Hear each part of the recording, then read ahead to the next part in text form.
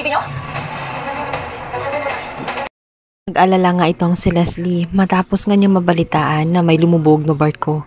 At ang barko na yun, ayun din yung oras na tumawag itong si Shaira habang ito'y paalis. Kung kaya't sa tingin niya ay nakasama nga si Shaira doon. Kaya sa kanyang pangamba, agad niya pinuntahan itong si Jordan.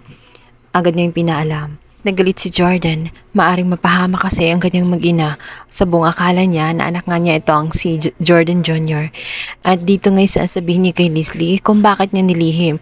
Di sana napigilan niya si Shaira sa pinaplano nito na pag-alis. Alang umano siyang choice, ginawa niya ang mga bagay na yon para protektahan din etong si Shaira. Ayaw din naman niya na magalit sa kanya itong si Shaira at pangunahan sa kanyang mga desisyon.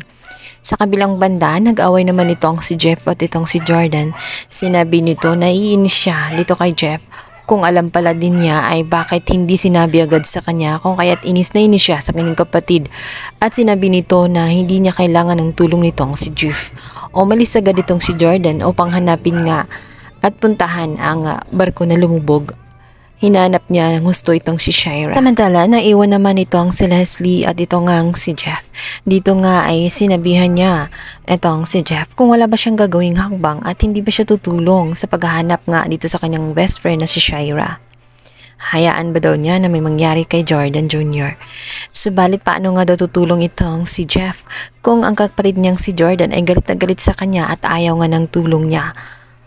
Ngunit sinabi naman nitong si Leslie na hindi pwedeng tumungangan na lamang siya at walang gagawin.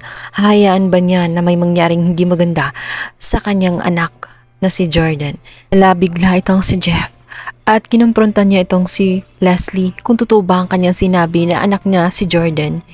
Wala ang nagawa si Leslie kundi tumango na lang. Mahinala umano silang dalawa ni Shaira na maaaring si Jeff ang ama. Dahil nga nung mga time na yon ay may nangyari din sa kanilang dalawa.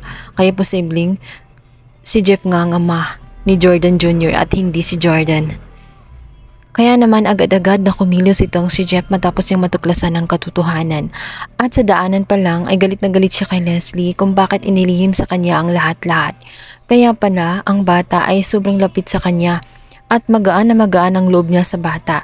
Yun pala ay sa kadahilanan siya pala ang totoong ama at hindi si Jordan. Samantala, natataranta na nga ito ang si Jordan. Pagkatapos nga niyang dumating sa crime scene, wala doon ang bangkay nitong si Shaira at itong si Jordan Jr. Pinaghahanap na niya isa-isa.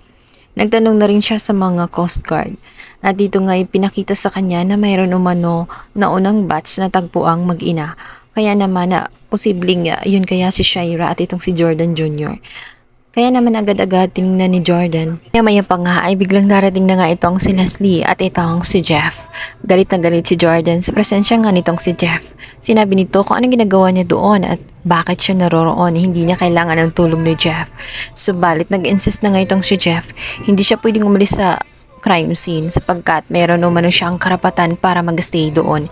Hindi mo na agad-agad sinabi ni Jeff ang katotohanan na alam na niya na anak niya itong si Jordan Jr. hanggat hindi niya makumpirma. Pagkatapos nga ng insidenteng yun ay agad niyang pinakuhanan ng DNA test itong si Jordan Jr. At ito nga'y makumpirma nitong si Jeff na talagang anak niya itong si Jordan Jr. at hindi kay Jordan.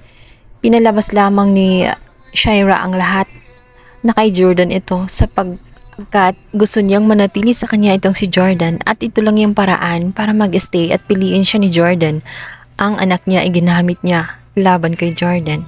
Subalit hindi pwede na habang buhay itatago niya ang katotohanan. Ngayong alam na nga ni Jeff ang katotohanan na nga kaya ang kanyang magiging hakbang. Abangan natin kung sasabihin ba niya ang totoo sa kanyang kapatid na si Jordan. Ito na nga kaya ang katapusan ng pagnanais at pagpapanggap nitong si Shaira. Abangan.